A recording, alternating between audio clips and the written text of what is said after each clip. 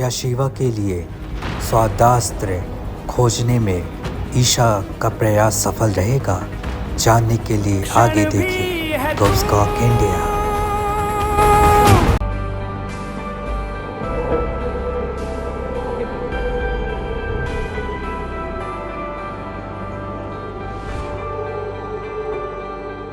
हम हैं बनारस में और बड़ा ही एक फेमस गाना जो चल रहा है ना, जिया पे लौटे काला नाग हो कचौड़ी गले सोन कैल बल मुंह से। ए भैया का हो गुरु, अखियां मुंदाई गई का कर रही हैं? गाना ही तो गा रही हैं। अरे भाई हम ब्लॉग बना रहे थे, वो भी बनारस का। तो ब्लॉग बनाए तो हम आए हैं प्रयागराज से कचौड़ी गली। अरे तो भैया बनारस की कचौड़ी गली की हम बात कर रहे हैं, आप कहाँ से आ गए बीच में? अपने साथ में कचौड़ी खाते हैं, गरमाइए नहीं।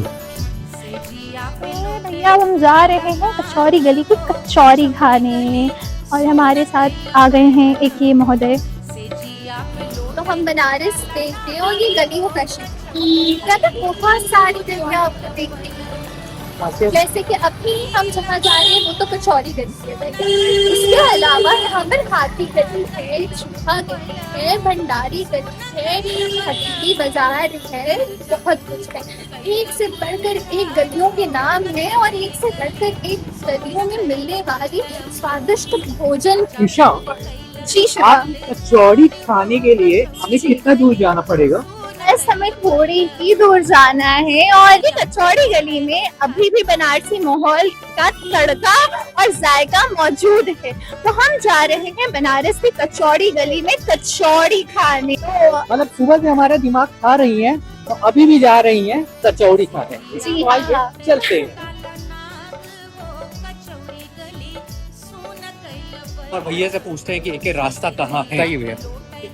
देखिए, जब बनारस रेलवे स्टेशन पे आप उतरेंगे तो वहाँ से आप रिक्शा ले सकते हैं मैदागिन के लिए या गोदौलिया के लिए। मैदागिन या गोदौलिया दोनों जगह से आप पूछेंगे चौक पे है मणिकर्णिका द्वार। मणिकर्णिका द्वार से आप घुस के जैसे ही बाएं आएंगे सीधे कचौड़ी गली में घुस जाएंगे, बाकी और कहीं आपको दाएं बाएं नहीं जाना। कुछ लोग तो हमारा सुबह से दिमाग खाए लेकिन उनका अभी भी पेट खाली है, तो आइए खाते हैं। ईशा सॉरी यार, कचौड़ी तो मिली नहीं। क्या करूं, कचौड़ी खाने की, हम तो कचौड़ी के लिए सुबह से या तो मेरा दिमाग खा रही हो ना, खा रही हो कि नहीं? मुझे तो कचौड़ी खाने की ना। मुझे तुम लोग मतलब कुछ भी ट्रेंडिंग हो जाता है, कचौड़ी गली और सॉन्ग सुन लिया, बस कचौड़ी खाना है। कचौड़ी का सॉन्ग सुन के कचौड़ी खाऊंगी? भाई मैं नहीं खिला सकता। अरे जैसे मॉर्निंग में मिले खिला देंगे। नहीं खानी मुझे कचौड़ी, मुझे अभी खानी है कचौड़ी। ठीक है जाओ। बनारस की गलियों में कचौड़ी मिलने का समय मात्र सुबह होता है। ईशा और शिवा दोनों इस घटना से आहत थे। क्या शिवा ईशा को अब मना पाएगा? जानने के लिए देखिए गोस्कॉक इंडिया स्वादास्त्र। हाँ जाओ। ईशा, ईशा। अच्छा ये देखो, बात नजरों की सुनो, हम न बोलेंगे कभी, तुम सताया ना करो, देखो रूठा ना करो। बात नजर कितने दूर है चांद सितारे, सच पूछो तो मन को झूठे लगते हैं ये सारे।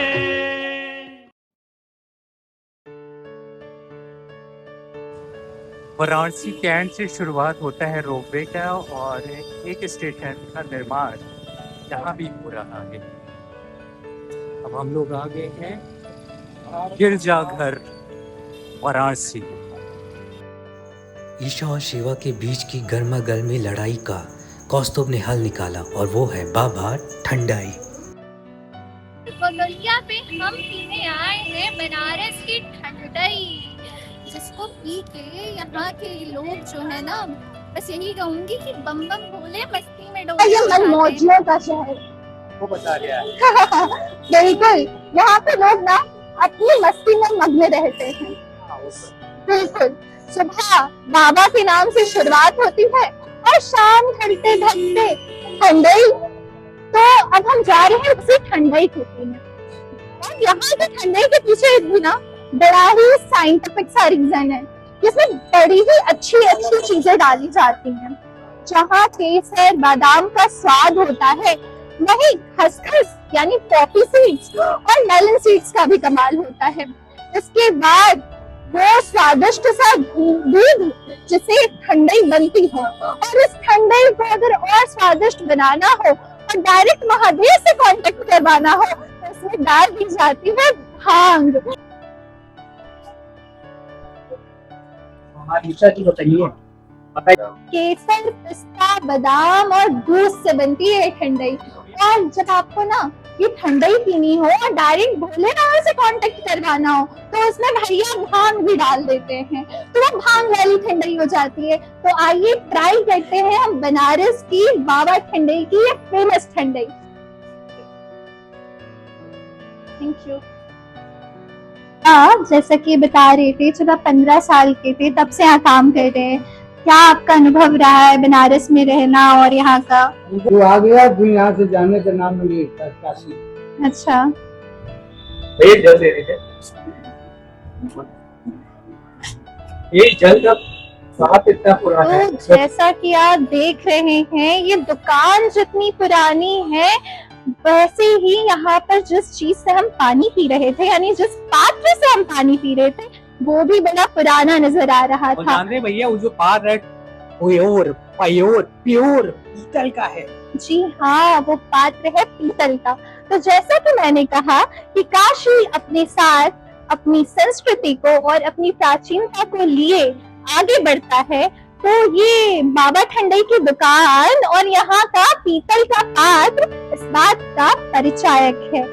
तो बाबा ठंडाई की ठंडाई कैसी लगी? जरूर बताइएगा, हम क्या बताएं, हमारा दिमाग फिर गर्म हो रहा है, फिर मिलाना पड़ेगा एक गिलास तो पानी। आप भी आइएगा और बनारस की फेमस ठंडाई को ट्राई कीजिएगा।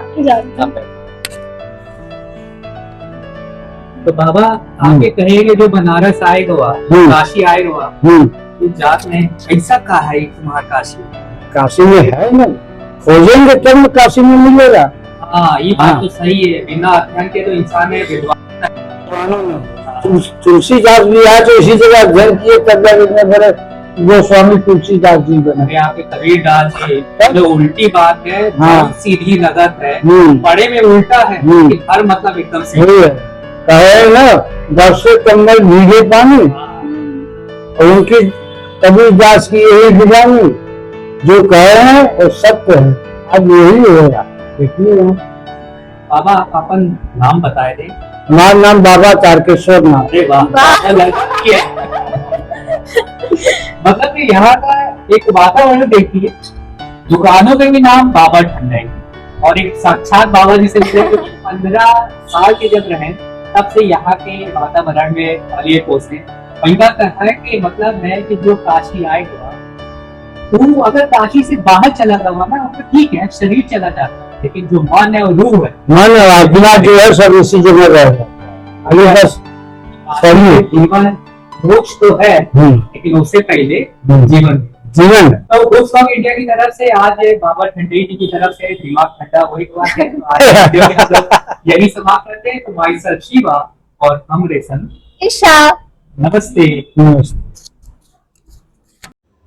ईशा का अगला कदम क्या होगा जानने के लिए देखिए हमारा दूसरा भाग स्वादास्त्र।